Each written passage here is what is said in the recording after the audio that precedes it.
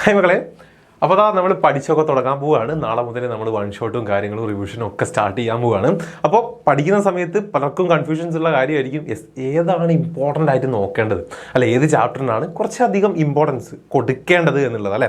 അപ്പം വെയിറ്റേജിൻ്റെ വീഡിയോ ഒക്കെ നമ്മൾ ഓൾറെഡി ചെയ്തിട്ടുണ്ട്. അതിൽ നിന്ന് നിങ്ങൾക്ക് മനസ്സിലായിട്ടുണ്ടാവും ഏകദേശം. എങ്കിലും സാറതാ ഒന്നുകൂടെ പറയാം, നിങ്ങൾക്ക് ഓരോ സബ്ജക്റ്റിലും നിങ്ങൾ ഇമ്പോർട്ടൻ്റ് ആയിട്ട് പഠിച്ചിരിക്കേണ്ട, അതിൽ നിന്നും ഈ ചാപ്റ്ററിൽ നിന്ന് നിങ്ങൾ ഒരു കാര്യവും സ്കിപ്പ് ചെയ്യാൻ പാടില്ല.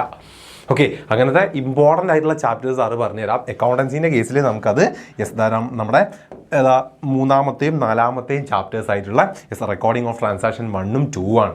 കാരണം നമ്മൾ അക്കൗണ്ടിങ്ങിൻ്റെ പ്രോബ്ലംസ് ഒക്കെ സ്റ്റാർട്ട് ചെയ്യുന്നത് അതിൽ നിന്നാണ്. ബേസിക് ആയിട്ടുള്ള ജേണൽ എൻട്രി ചെയ്യുന്നു, ലെഡ്ജർ എഴുതുന്നു, മറ്റ് ലെഡ്ജറിൻ്റെ ടൈപ്പുകൾ, ക്യാഷ് ബുക്ക് ആയാലും പർച്ചേസ് ബുക്ക് ആയാലും സെയിൽസ് ബുക്ക് ആയാലും അതൊക്കെ നമ്മൾ ചെയ്ത് പഠിക്കുന്നതൊക്കെ ഈ ഒരു ചാപ്റ്ററിൽ വെച്ചുകൊണ്ടാണ്. ഓക്കെ, കണക്റ്റഡ് ആയിട്ടുള്ള ചാപ്റ്ററാണ്. അപ്പോൾ ഇമ്പോർട്ടൻ്റ് ആണ് ഈ 2 ചാപ്റ്ററുകളും, ഒന്നും സ്കിപ്പ് ചെയ്യാൻ പാടില്ല. ഇതിന് മുൻപുള്ള ചാപ്റ്റേഴ്സ് 2 ആദ്യത്തെ 2 ചാപ്റ്റേഴ്സ് നിങ്ങൾക്കറിയാം തിയറിയാണ് കൂടുതലായിട്ട് വരുന്നത്. ഇതിന് ശേഷമുള്ള ചാപ്റ്റേഴ്സ് ബാങ്ക് റീകൺസിലിയേഷൻ സ്റ്റേറ്റ്മെൻ്റ് ഒക്കെ അതെന്താണ്, ഇതുമായിട്ട് കണക്റ്റഡ് അല്ല അല്ലേ, നമുക്ക് സെപ്പറേറ്റ് ആയിട്ട് തന്നെ പഠിക്കാൻ പറ്റുന്ന ചാപ്റ്ററാണ്. റെഡി? അപ്പം ഇത് 2ഉം ഇമ്പോർട്ടൻ്റ് ആണ്, ഓർത്ത് വെച്ചിരിക്കണം. ഒരു കാര്യം ഇതിൽ മക്കൾ സ്കിപ്പ് ചെയ്യാൻ പാടില്ല. റെഡി? ഇനി ബിസിനസ് സ്റ്റഡീസിലേക്ക് വരുന്ന സമയത്ത് ഫോംസ് ഓഫ് ബിസിനസ് ഓർഗനൈസേഷൻ ഒരുപാട് പഠിക്കാനുള്ള ചാപ്റ്ററാണ്. ഇങ്ങനെ ലെയറായിട്ട് ഇങ്ങനെ പോകുന്നുണ്ട്. 5 ഫോമുകൾ നമ്മൾ പഠിച്ചിട്ടുണ്ട്. റെഡി? അപ്പോൾ ഈ 5 ഫോമുകളെക്കുറിച്ചും കൃത്യമായിട്ട് പഠിച്ചു വെച്ചിരിക്കണം. അതിൻ്റെ മെറിറ്റ്സും ഡീമെറിറ്റ്സും അങ്ങനെ കുറേ ടൈപ്സ് കാര്യങ്ങളൊക്കെ നമ്മൾ പറയാറുണ്ട്. അപ്പോൾ ഇഷ്ടം പോലെ ക്വസ്റ്റ്യൻസ് ചോദിക്കാറുണ്ട്, ഇമ്പോർട്ടൻ്റ് ആണ്. ദെൻ നമ്മുടെ 4ാമത്തെ ചാപ്റ്റർ ആയിട്ടുള്ള ബിസിനസ് സർവീസുകൾ. ഓക്കെ, നമ്മൾ ബാങ്കിങ് സർവീസായിട്ടും അതുപോലെ തന്നെ ഇൻഷുറൻസ് ആയിട്ടും ഒക്കെ നമ്മൾ പഠിച്ചിട്ടുണ്ട്. അപ്പോൾ ഇൻഷുറൻസ് ഒക്കെ വളരെ ഇമ്പോർട്ടൻ്റ് ആണ്. ഒരുപാട് ക്വസ്റ്റ്യൻസ് നിങ്ങൾക്ക് ചോദിക്കാം. അപ്പം 4ാമത്തെ ചാപ്റ്ററും ഇമ്പോർട്ടൻ്റ് ആണ് മക്കളെ, ഇമ്പോർട്ടൻ്റ് ആണ്. ഓക്കെ, ഇതിപ്പോൾ സാർ ഇതിപ്പോൾ പറയുന്നത് കൊണ്ട് നിങ്ങളൊരു കാര്യം ചിന്തിക്കേണ്ട, മറ്റ് ചാപ്റ്ററൊന്നും അത്ര ഇമ്പോർട്ടൻ്റ് അല്ല, ഇതാണ് ഇമ്പോർട്ടൻ്റ്, ഇത് മാത്രം ഫോക്കസ് ചെയ്യുക, അങ്ങനെയല്ല. ഇത് കുറച്ചധികം ഇമ്പോർട്ടൻസ് മക്കൾ കൊടുത്തിരിക്കണം. നിങ്ങൾക്ക് വെയിറ്റേജ് നോക്കിയാൽ തന്നെ മനസ്സിലാവും, ഇതിൽ നോക്കിയായിരിക്കും ഏറ്റവും കൂടുതൽ വെയിറ്റേജ് ഉണ്ടാവുക. Okay, set. ദെൻ എക്കണോമിക്സിൻ്റെ കേസിലേക്ക് വരുന്ന സമയത്ത് നമുക്ക് സ്റ്റാറ്റിയുടെ പോർഷനും ഉണ്ട്, അതുപോലെ തന്നെ ഇന്ത്യൻ എക്കണോമിയുടെ പോർഷനും ഉണ്ട്. സ്റ്റാറ്റിയുടെ പോർഷനിൽ നിങ്ങൾക്ക് കളക്ഷൻ ഓഫ് ഡാറ്റ എന്ന് പറയുന്നത് നമ്മുടെ 2nd ചാപ്റ്റർ സ്റ്റാറ്റിയുടെ, അതുപോലെ തന്നെ സ്റ്റാറ്റിയുടെ 4ാമത്തെ പ്രസൻറ്റേഷൻ ഓഫ് ഡാറ്റയും, പിന്നെ അതുപോലെ തന്നെ മെഷേഴ്സ് ഓഫ് സെൻട്രൽ ടെൻഡൻസിയും. ഒരുപാട് ക്വസ്റ്റ്യൻസ് നിങ്ങൾക്ക് ഈ ഒരു പോർഷനിൽ നിന്നും കാണാം, ഈ ചാപ്റ്ററിൽ നിന്നും കാണാൻ പറ്റും. ഓക്കെ, നമ്മൾ റിപ്പീറ്റ് ആയിട്ടുള്ള PYQs ഒക്കെ നോക്കുന്ന സമയത്ത് ഏറ്റവും കൂടുതൽ ക്വസ്റ്റ്യൻസ് കാണുന്നതും ഈ ചാപ്റ്റേഴ്സിൽ നിന്ന് തന്നെയാണ്. സോ ഇമ്പോർട്ടൻ്റ് ആണ്, നിർബന്ധമായിട്ടും ആ ചാപ്റ്ററിൽ ഒരു കാര്യം സ്കിപ്പ് ചെയ്യാതെ മക്കൾ പഠിച്ചിരിക്കണം.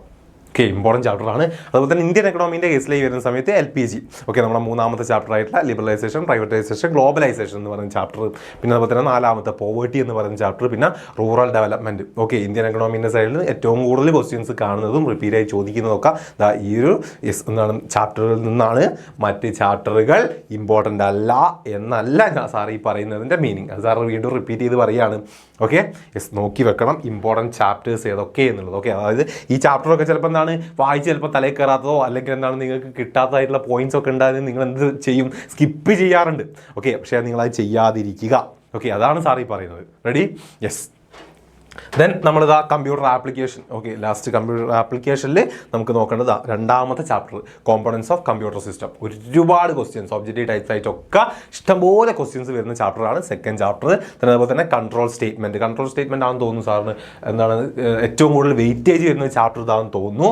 അതേപോലെ തന്നെ ഒരുപാട് ക്വസ്റ്റ്യൻസ് കാണാറുണ്ട്, വെയിറ്റേജിൻ്റെ ബേസിൽ നോക്കുകയാണെങ്കിൽ ഒരുപാട് ക്വസ്റ്റ്യൻസും കാണാറുണ്ട്. പിന്നെ നമ്മൾ ആദ്യത്തെ ചാപ്റ്റർ ഫണ്ടമെന്റ്സ് ഓഫ് കമ്പ്യൂട്ടേഴ്സിനെ കുറിച്ച് നമ്മൾ ബേസിക് ആയിട്ട് പഠിക്കുന്ന കാര്യങ്ങളാണ്. അപ്പോൾ ഇഷ്ടംപോലെ ക്വസ്റ്റ്യൻസ് ആണ് ഈ ചാപ്റ്ററിൽ നിന്നൊക്കെ വരിക.